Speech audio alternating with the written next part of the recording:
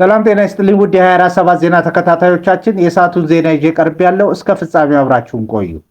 የምንለቃቸው መረጃዎች እንዲደርሳችሁ ላይክ፣ ሼር እና ሰብስክራይብ ማድረጋችሁ እንዳትረሱ በማለት ወደ ዜናው አለፍ። የጋምቤላ ክልል ፖሊስን በኮሚሽነርነት የሚመሩት አቶ አጉላ ኡጁሉ ትላንት አመሻሹን በቁጥጥር ስር መዋላቸውን ባለቤታቸውንም ዋቢ በማድረግ ኢትዮጵያ ኢንሳይደር ዘግቧል። አቶ አጉላ በፌዴራል ፖሊስ አባል ተይዘው ወደ ቤታቸው ለፍተሻ ከመወሰዳቸው አስቀድሞ በጋምቤላ ክልል ምክር ቤት ስብሰባ ላይ ነበሩ ተብሏል።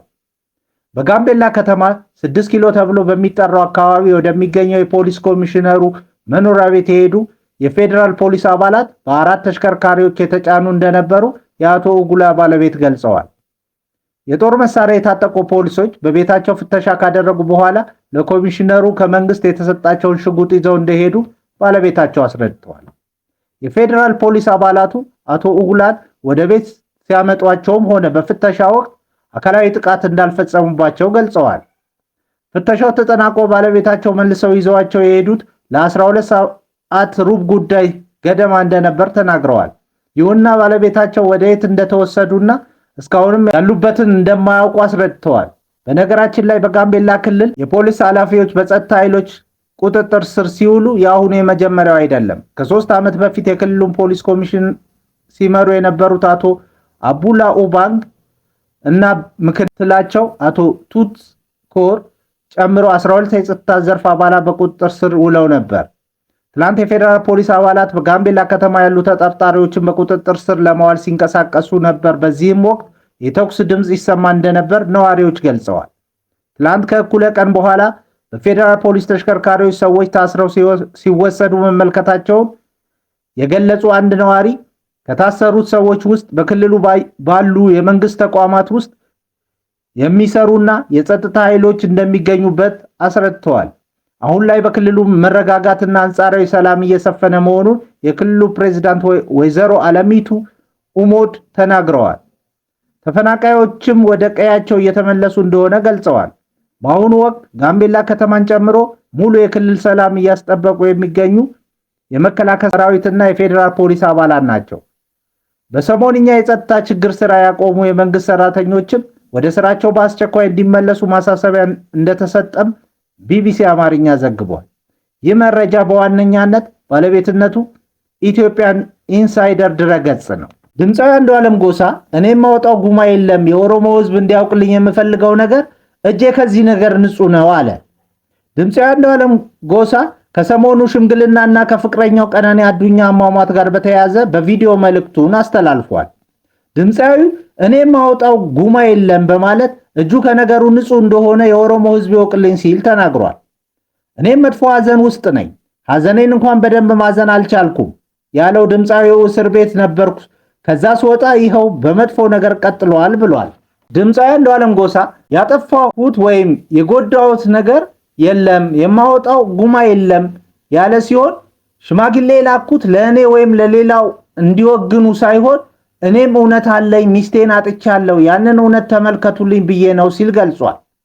እኔና ቀኖ ቆንጆ የፍቅር ግንኙነት አለን፣ ግን ጭንቀት ነበረባት። ጭንቀቱ ቤቱ ከመዋል ይሆናል ብዬ አብረን እንድንሰራ የኢንተርቴይንመንት ስራ ከፍቼ ሰጥቻት ነበር። ይህንን ካደረኩ በኋላ ራስን የማጥፋት ሙከራ ማድረጓን ቀጥላለች። ነገሩ ከአቅሜ በላይ ስለሆነ ለአባቷ አስደውዬ ይህ አጋጥሞኛል፣ ይህ ችግር ደርሶብኛል፣ መኖር አልቻልኩም አለችው። እኔም ተቀብዬ እንድትጨነቁ አይደለም፣ ነገር ግን ከቀን ወደ ቀን እየከሳች ነው፣ መፈታት አለበት ነገሩ ብያለሁ።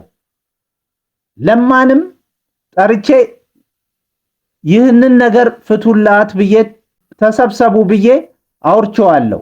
ሆኖም መልስ የሰጠኝ ሆነ ተገናኝቶ የመከረ በጉዳዩ ላይ የለም።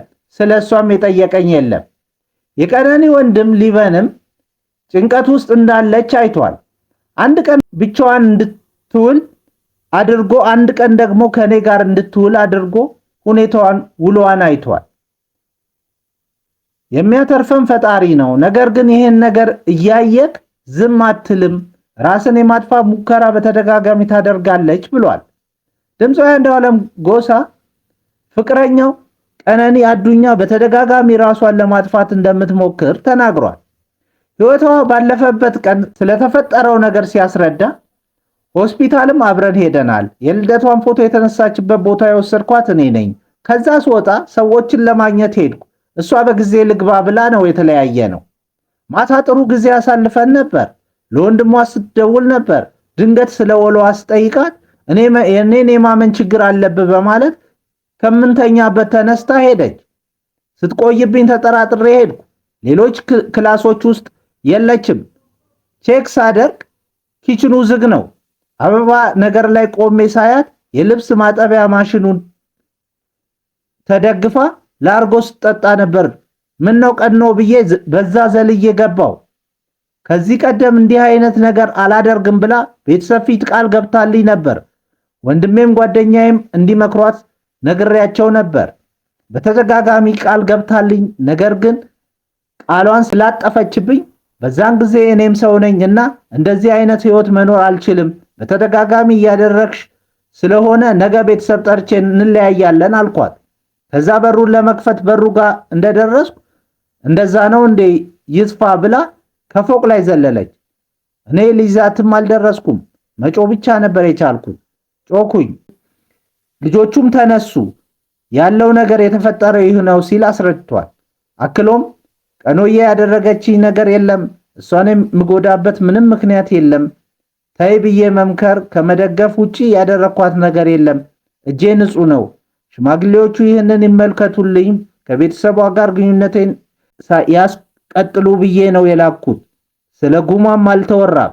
እጄ ንጹህ ነው፣ የማወጣው ጉማ የለም ሲል ገልጿል። ድምፃዊ አንዱዓለም ፖሊስ የቀነኒ አዱኛን ዲያሪ ማግኘቱን ገልጾ በየጊዜው ብዙ ነገር ያወራል። ለቤተሰብ ለእኔም ለሁሉም በዲያሪው ላይ ስንብት አለ ብሏል። ከቻላችሁ እውነት በጥልቀት ተመልክታችሁ ድረሱበት። ባሉባልታ ያለኝን ግንኙነት አታፍርሱ። እሷም በሰላም ትረፍ፣ ነፍሷም እረፍት አትንሷት ያለው አንዱዓለም ጎሳ እኔም ተረጋግቼ ለምትጠይቁኝ ጥያቄ መልስ ለመስጠት ዝግጁ ነኝ ብሏል። ክቡራን አድማጮቻችን ለሰዓቱ የያዝናቸው ዜናዎች በዚህ ያበቃል።